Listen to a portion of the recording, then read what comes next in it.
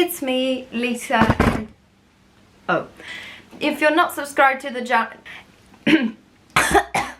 hey everyone, it's me, Lisa, and today I'm coming at you with another movie vs book.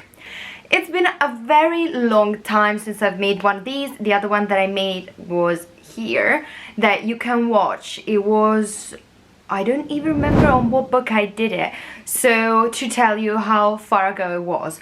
So you can watch it here if you want before this one, and this one is on Where the Crawdads Sing.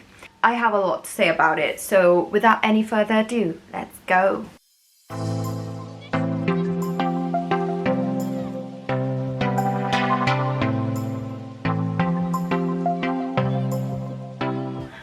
So, first thing I want to say about the book is that the idea itself was really good. I thought that really putting a central thing inside the narrative, the swamp, was a really cool thing.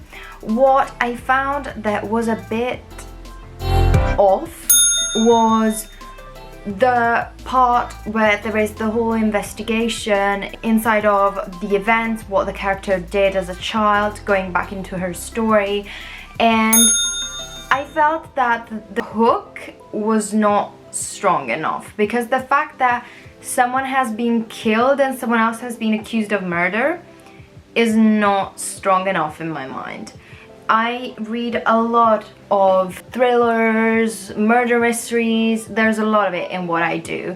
So having this again as a kind of prompt, oh this happened, was not spot on for me. And the whole development of the character throughout the novel was not as potent in my mind. I thought that the way it was written was really focused on featuring these beautiful descriptions of the swamp, featuring how much she loves the swamp, the fact that she has been of course abandoned by the whole family, and this is very good premise to make her as a very strong and resilient character that ends up living in the swamp by herself, really doing it for herself and being able to survive. And I thought that was a really cool premise. But the other things that are less cool are the other characters in my mind, a bit empty, and the murder victim was just a bad person. So in that case, I felt that maybe that was made as a plot point to help the character be more likable, but I didn't find that it helped in the long run, because at the end of the thing there is a final surprise, it's true, and that final surprise is quite shocking, but overall I didn't fall in love with the main character in the first place, so I didn't really care if she was sentenced or not, and didn't really care about the story, didn't really care about the person that died either. And that's the point, because I am used to thrillers where the victim is the one that we have to sympathize with, and this kind of overturns this, because she is portrayed as, of course she's accused of murder, so she is the hypothetical killer, and we have to sympathize with the hypothetical killer, which I'm not sure as a message what it is. And overall this book had the problem of many other books that I've read, fantasy or not. This wasn't a fantasy, and I've read the fantasy She Who Became the Sun that you would have seen in another video that I would have posted before this, so you can check it here. But in that book, as a very small wrap up, what I didn't like about it was how emotionless and very, I don't know, plain the main character was. In both books, what I found most annoying is that everything is prompted by secondary events. So yes, the choice to you know, decide to lead the life that they lead is a personal choice. In the case of She Who Became the Sun, she decides to become a monk and then to go into the army and do all of these things disguised as a man, because for her society that's what she needs to do. And wait for it, we have the of course all of the family has been killed and she's alone at the beginning. There is this. And then in this book, where the Crawdads Sing, you have this beautiful poetry, this beautiful plain, but of course she has been abandoned by the family, and also things are prompted by outside events as well. And yes, there is the beautiful choice of remaining and sticking with the swamp, which I thought that was really cool.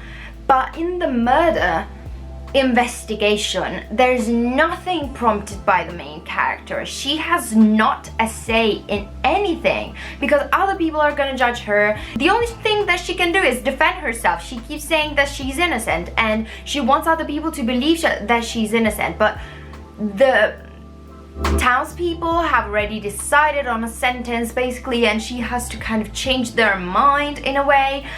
But this is not dependent on her because they have already made up their mind, and she also says that in the novel that she's not gonna testify because they're already deciding for themselves what she is and who she is and what she has done. So it's very, for me, not impactful, the fact that there are so many external factors that lead into this and a lot less present day action, because all of the action that we see is past action, the majority of it. The majority of it is her in her childhood, how she decides to live, how she decides to develop, and then we have this murder mystery investigation that is basically narrated in a dual point of view. And I found that present day must be the center of attention, and in this book it totally wasn't. So it was a huge disappointment for me. It took ages and ages to read. It was horrific. I'm sorry, but for me it didn't do it. The only beautiful thing I have about it are the beautiful descriptions that, of course, I'm gonna give it. Those were beautiful, I agree. But apart from that, I'm sorry, that didn't do it for me. And VS, what the movie was about. I found that this book was written in a very cinematic style because every single description was so picturesque, so beautiful that for cinema, it really did it justice. I really could see everything, and the swamp is really beautiful, and you have the possibility to appreciate the character's courage and her story more. There is still this kind of dual perspective in switching between past and present, and in the movie I think that for me it hit harder because you can picture very well everything. You can see that she's small, she is alone, she has no one in the world but Jumpin, which is a shop owner in town that helps her. They basically trade for food and things, and you can see the resilience that she has, and it has a strong impact because in the movie it really appears like present day. Yes, present day. It's present day for her as a child and present day for her as an adult.